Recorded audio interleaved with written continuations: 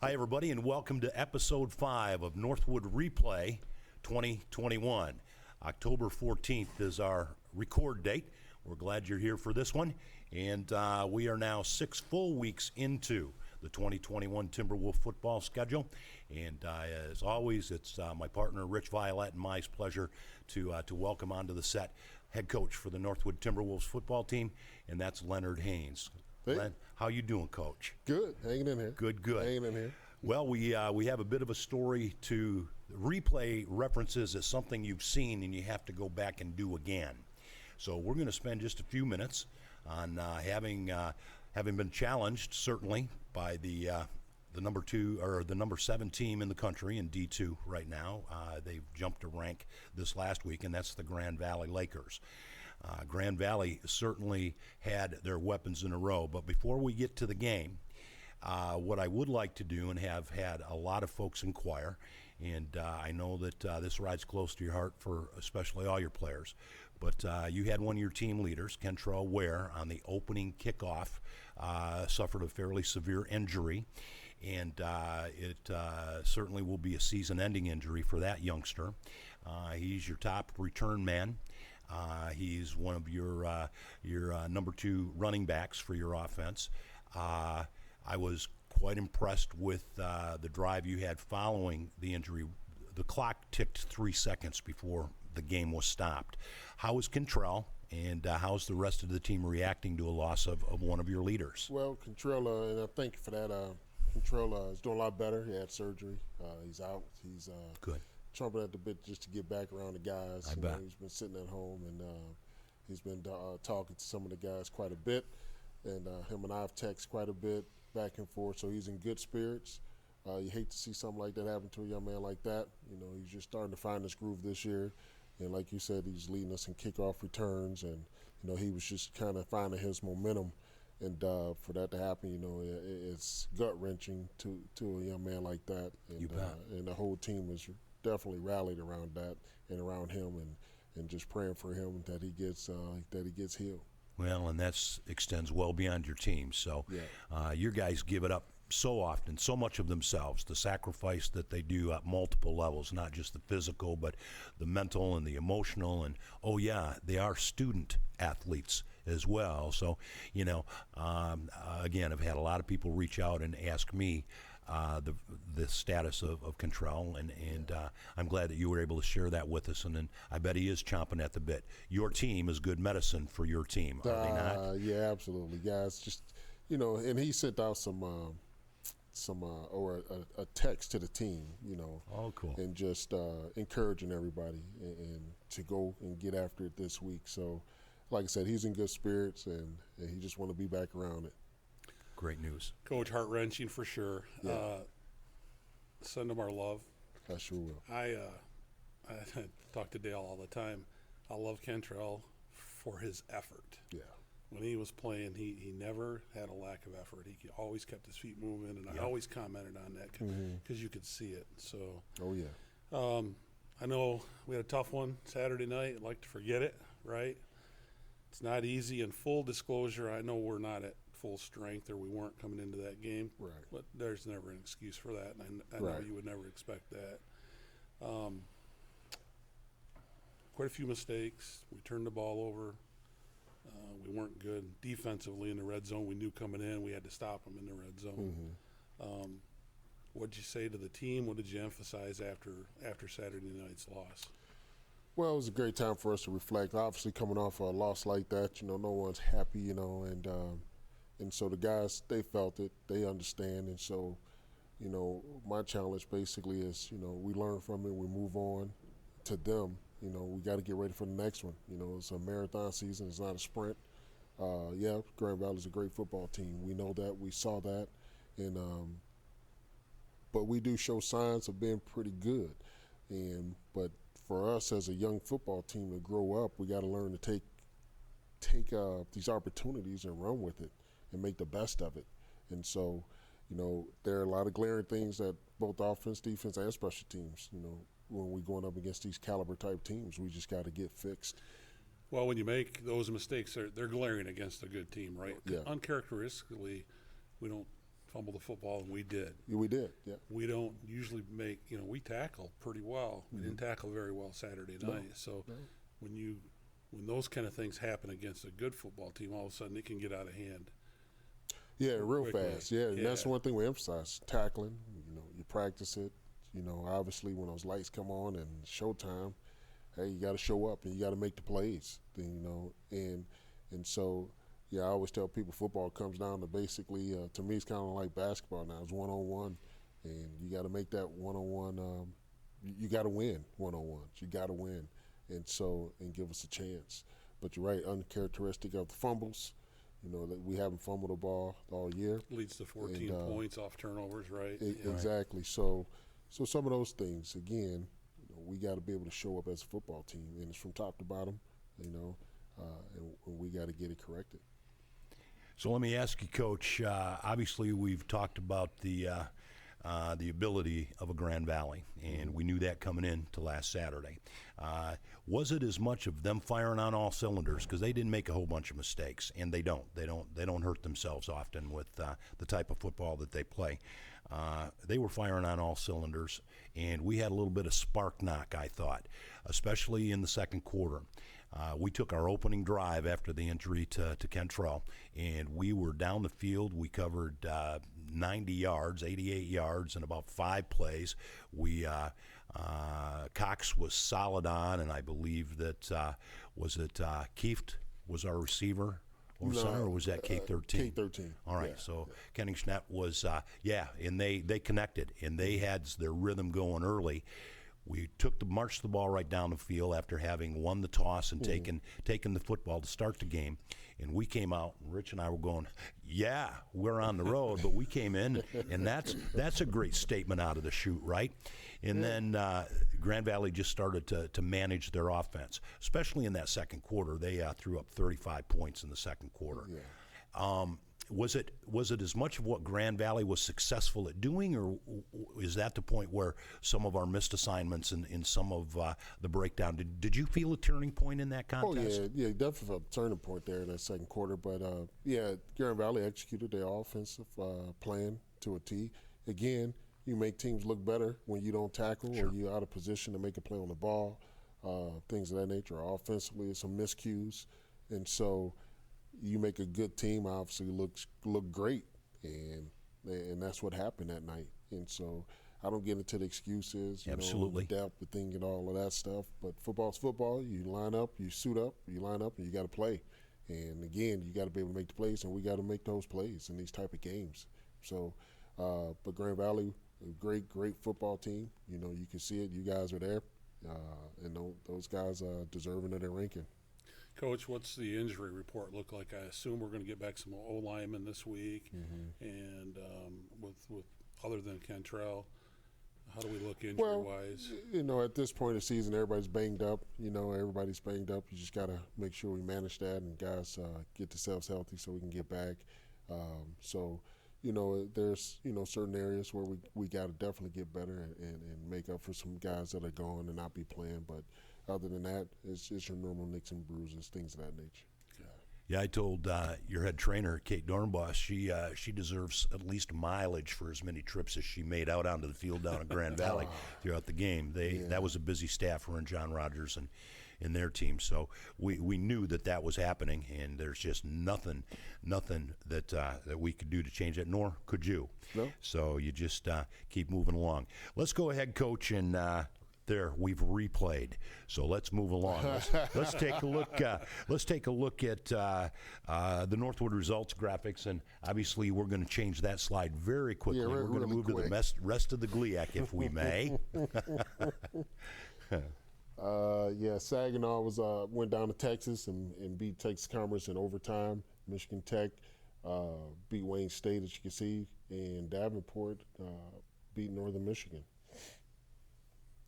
There's the standings for the conference right now as it sits, and we're working our way up. Overall, you can see Ferris at the top, Grand Valley right there at the top. They actually play each other this week. It's kind of a rivalry week for the GLIAC, so be very, very good week for football for the GLIAC. Yeah, for sure. Well, in that mountain that you've climbed, I mean, you've taken on 3 of the top 10 teams in the country in your first 5 weeks of play. Now you get to the part of the schedule, and not that you were thriving to get here, but now it becomes all of the teams we've seen that are even with you and just ahead of you in the conference, Saginaw Valley. We'll talk about them after our Meet the Coach break here in a minute or so. But now you're going to get the teams that are vying. Saginaw Valley comes 0-2 into the conference. You're 0-2 into the conference. We're looking for our first conference win, and we've still got Tech in front of us. We've got Northern again in the conference game. We've got Davenport on the front.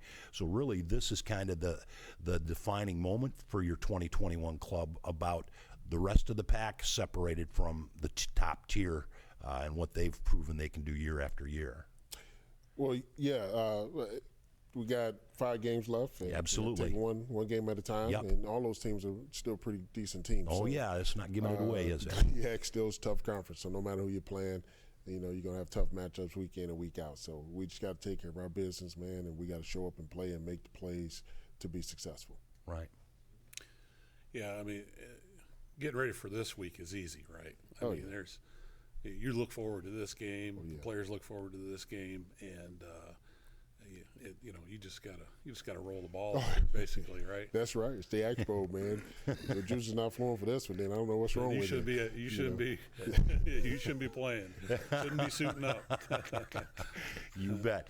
Well, as we've been able to do all season long, and it's actually kind of cool, we're going to take you to the sidelines. They can't travel outside either side of the 40 or they'll get a flag, but we're going to introduce you to some new coaching staff members on the Timberwolves, and we're going to introduce you to the fellow that works every day tirelessly with teaching these guys how to catch the ball when it's thrown their way. They're out wide and they're receivers, therefore, wide receivers coach. He's coming up next. Stay where you're at.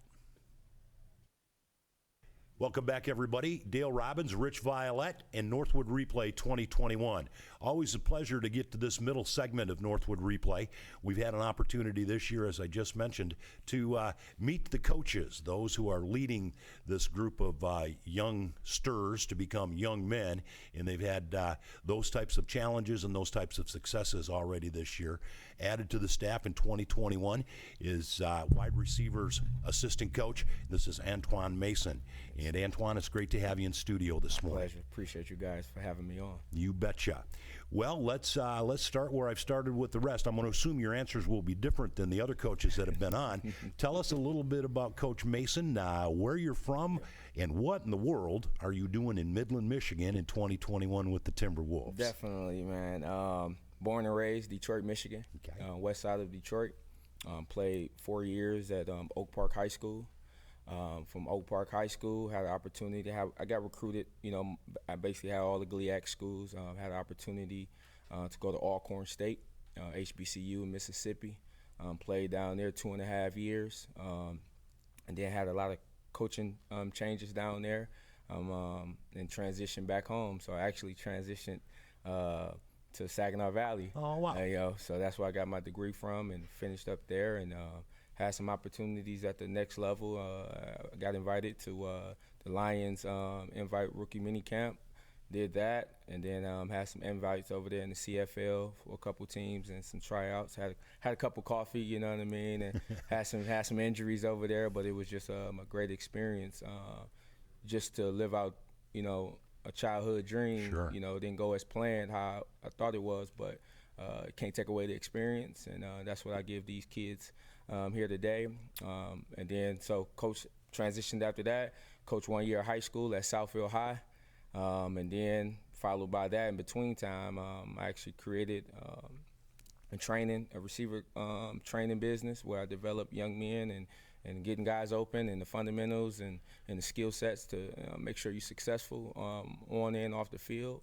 And so after that, I had the opportunity to go down to Clover Stockton, NAIA school down in Missouri, coached there, running backs there for a season under Jeff Duvendek.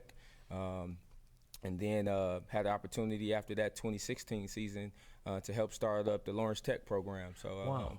I was there, came back home, helped start that program up in 2017. There were 3 seasons, making some noise in that in the Southfield area, Metro Detroit area. And, during the quarantine year, had the opportunity to come to help, the Timberwolves and the Northwood University. Coach Haynes gave me an opportunity to come here and, give some insight and give some, give these young guys, as far as the receiver guys, opportunity to get better as far as skill sets and craft and things like that. And, transitioning this fall, it's been a great opportunity to get to know the guys, and getting these guys to really learn, what receiver play is, because most people think we just line up and catch the ball, but it's so complex and a lot more details that goes along with it. So these guys are coming along strong, nice group, young group, right, with some veteranness in it. So I'm pretty, excited about this group. And just keeping, pounding the pavement, and getting these guys better day in and day out. Well, welcome to Midland, Coach. For Definitely, sure, you got a lot of experience there. Yes, sir. It's a lot of history for a short period of time, isn't it? And going over to SVSU, so you got a little in the tank for that one too, right? Yeah, a little in the tank for that. Yeah. That's good. That's good. I'm sure competition in practice has got to be fun with wide receivers. Definitely. I know if I was a wide receiver, of course I'd be a tight end, but those guys want to catch the ball, right? Yep. So Yes, they're sir. always saying, "Coach, throw it to me," or I'm open. I'm open. Yeah, I'm it was open. open. So how do you have fun with that? Oh man, like I said, playing wide out, what I'm saying, that, we get it, we out there on the island, and, and I tell these guys, during practice, everything, I hold myself accountable through the week. I hold you accountable on Saturdays. I'm gonna coach you hard, and every little detail, as far as, getting open, break points, recreating the line of scrimmage, stems, and things like that. And so in practice, I'm challenging guys, what we do in indie drill, can you make a transition in one-on-ones? From one-on-ones, can you make a transition in 7-on-7? From 7-on-7, can you make a transition to team? And when you can do those three, 4 phases on Saturday, when the opportunity comes your way, you should be able to seize that moment. But it all starts from the indie drills, you know what I mean? And we trans everything up from the indie drills on and so forth. So that's what I'm challenging guys each and every day, to master your craft, master the details from indie drill. How we do anything is how we do everything, and I'm trying to get these guys to understand God gave you talent, but skill you got to earn. And skill is wax on, wax off every day. Right. It's always finding that little thing to get better on, And I got a saying where I say, outwork the last rep, good or bad. Outwork the last rep, whether that's mentally, physically, or whatnot, And so you can have success when the opportunity meets, So that's what I'm, preparing them guys, challenging them guys on those little things. We all can, we play receiver, so our job is to get open, but the second part of that is, to catch the ball. That's fine and dandy, but, everything is not cookie cutter, how you draw it up on the board, because it's football, right? Anything goes, so I'm trying to get these guys to understand that, it's other things that we got to create. So when that opportunity comes, you can seize your moment. What Rich and I have noticed in the few seconds that we have left, Coach Mason, is that wide receiver indicates they get open and catch the ball. Yep. Your squad this year certainly does more than that, in the sense of we've got some great downfield blocking. We have freed up some of our screen passes, and your receivers work really hard on that they're not recognized because you don't see that stat on the sheet. Right. It's not a yards after catch, but they are creating some things for your backs out of the backfield and your slot guys. It's fun to watch, and they are all real proficient at that. It's exciting. And I appreciate that, and it's funny that you say that because, facing Ferris and facing Grand Valley, both of their coaches came up to me. One thing we learned on that scouting report, your receivers are one heck of a blockers. Yes, sir. Inside out, and you can really tell that, we emphasize that, during practice, right? Because the difference between, I tell my guys, the difference between first downs and touchdowns is us. We take very pride into that, you know what I mean? And when we can block well, everything else opens up for us. Wide receiver coach, Antoine Mason. He's right here in Midland, Michigan in 2021 with the Timberwolves, one of the newest members of Coach Haynes' coaching staff for the Timberwolves. We'll be back and talk the Axe Bowl. He played it, he assisted it, and he's won it as a head coach. Coach Haynes is going to come right back and talk a little Saginaw Valley versus Northwood football right after this. Welcome back, everybody. Northwood Replay 2021. It's great to have you along. So we've covered what was. We brought you in on what's currently happening with the coaching staff and our wide receivers coach, Antoine Mason. was with us here moments ago. Great to have him on board. And Rich, Violette, and I will now get a chance to talk to Coach Haynes about the Axe Bowl in Saginaw Valley. But first, I want to ask you, Coach, so tell us a little bit about this well-traveled young lad that now oversees your wide receiver corps. He's got some energy. You guys figured he can out-talk me. Oh, yeah, he definitely can out-talk you. So y'all can run neck and neck. I don't know. But no, Antoine is very energetic, like you said. He brings a lot of energy and passion to that receiver group. Those guys are much better, in my opinion, just in terms of the technique and blocking, things of that nature. So he's really brought a different sense of urgency to that room. And so, but I love it. I love him coming out to practice every day, and our receivers love him because, you know, he's very personable as well. Sure. He's always teaching them life lessons, as with all our coaches, but he's done a magnificent job. I loved his philosophy. I'll take the responsibility during the week, but on Saturdays, it's your responsibility. Yeah. I love that philosophy from a coach. Yeah, he always tells them that. You Yeah. know, throughout the week, it's on him on Saturday. You know, at the end of the day, we can't get out there and really walk them through it. Now it's lights on and let's go play. I'm going to remember that for a long time. Yeah. Coach, you can throw the records out for this one, right? Saginaw Valley. Usually close games. It's always a fun atmosphere no matter where you play, there or here. Just curious, I got two questions. One is, how many times did you win that axe when you played? Okay. And then secondly, what can you tell us about SVSU? What do we need to do? We need to stop with them? I believe I won axe, I think, one time when I played, and it was great feeling. And actually, when I started out at Northwood, we had the axe and we lost it. Then I think the next year is when we won it back. After that, so it goes back and forth, traveling trophy, basically, if you will. You didn't chop any trees down, did you? I didn't chop any trees down, but you know, and I know that's the tradition around here. So, but you get a chance to paint that axe, the school colors, and that's always fun to do. And I talked to our players about that yesterday. You know, having an opportunity to do that, but you know, you gotta come out here and earn it every day. You know, on the practice field, if you want to have that experience. And but in terms of trying to stop Saginaw. I think their defense is one of the top defenses I've seen. You know, I think those guys are very aggressive. The defensive line is strong, pretty active, you know, and they do some different things, you know, schematically to try to get after you from a pressure standpoint. You know, they got a number 4, forgive me if I can't remember his name, but he runs around pretty good right there in the middle. You know, their defense is a little different than from your standard 4-2-5s or 4-3s, you know. It's more of what we call maybe a Bearcat type defense, and so but they apply pressure and they come at you, and so that's what's kept them in football games. And offensively, I think they've done a good job with what they're doing. You know, I think they're kind of rotating quarterbacks for some reason right now, but they got some skill. You know, the receivers I think are very skillful. Running back Tommy Scott, I think is a very, very electric football player, very slippery football player, great vision, and so. You know, we're going to have our hands full with that. So they do some good things. They fly around and they play with a lot of energy.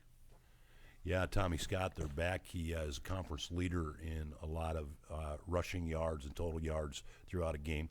Kosadine, their number 1 quarterback, he's a conference leader, averaging about 200 yards a game, at least in the conference over the last couple of weeks. Yeah. And they've got 3 of their receivers who all have over 300 yards in the air. So that's certainly going to call on your defense to match up against those guys. And we talk about it week after week, and getting those assignments and having each of the 11 guys commit to their job to make the team effort. So on paper, actually, you guys match up pretty well. You know, as we've done throughout the year for the most part, as we do season after season. So it really comes down to the brass tacks of who's prepared for that particular contest. Is it any other kind of a dimension, and it won't be quite the venue that Grand Valley was last week, but Saginaw Valley has some energy over there too, and especially for this Axe Bowl event. Yeah, they do, and it's always great atmosphere over there. Yes, sir. You know, wherever you play, it's going to be great energy for the Axe Bowl, and so. And just wanted to go back to what you talked about, preparation. You know, that's one thing I've talked to our team about too, is you have to prepare every day. throughout the week, because the emotions will be high, Right. and I always try to employ our guys to play with energy, not just off emotion, but with energy. And you can sustain energy, I believe, a lot better than having emotions. But it comes with the territory of this Expo game, and the team that's the very well prepared team will be the team that comes out successful. So, and we've been doing everything we can to get our guys prepared for this football game. And I was going to ask you that too, Coach, because I know when I coached, I knew during the week of practice how we were going to play come Saturday. Right. Whether we were having a good week of practice, whether we were prepping well. How's the week of practice been going? It's been pretty good. The energy's been there for sure. The guys been flying around. Our scout teams have been giving us great looks, so that's very huge. important.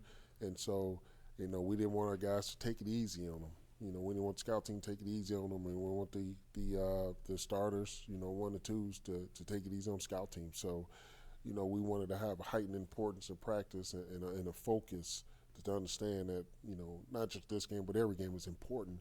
But we had to make sure we prepare correctly to get these guys' minds right.